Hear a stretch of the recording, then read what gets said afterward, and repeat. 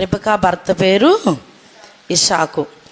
మరి ఇషాకు ఆమెను వివాహము చేసుకోవాలని చెప్పని అబ్రహాము తన పెద్ద దాసుని పంపించినప్పుడు రెబెకా ఒంటి మీద దూరముగానే ఉండి వస్తుండగానేనంట పొలములో ఇషాకును చూసి ఆమె ఆ ఒంటి మీద నుంచి కిందకి గబగబా దిగిందంట. ఎంత వినయ విధేయత అండి! అదే వినయ విధేయతో తన బిడ్డలిద్దరిని కూడా రక్షించుకోగలిగింది.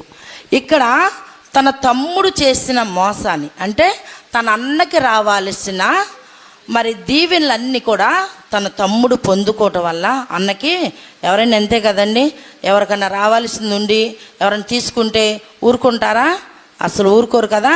అదే రీతిగా మరి ఇక్కడ మరి యాకోబుకి రావాల్సిన దీవెన యాకోబు తీసుకున్నాడని ఆయనతో కోపంతో రగిలిపోయాడంట.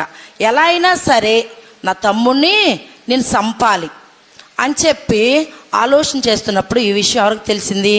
తల్లి అయినా రెబెకాకి తెలిసింది. హల్లెలూయా! రెబెకాకి తెలిసి ఆమె ఏం చేసిందంటే, నా ఇద్దరు కుమారులు కొట్టుకోవచ్చు లేదా చంపుకోవచ్చు, కానీ నేను ఇద్దరు కుమారుల్లో ఒకరినైనా కోల్పోవచ్చు లేదా ఇద్దరినైనా నేను కోల్పోవచ్చు.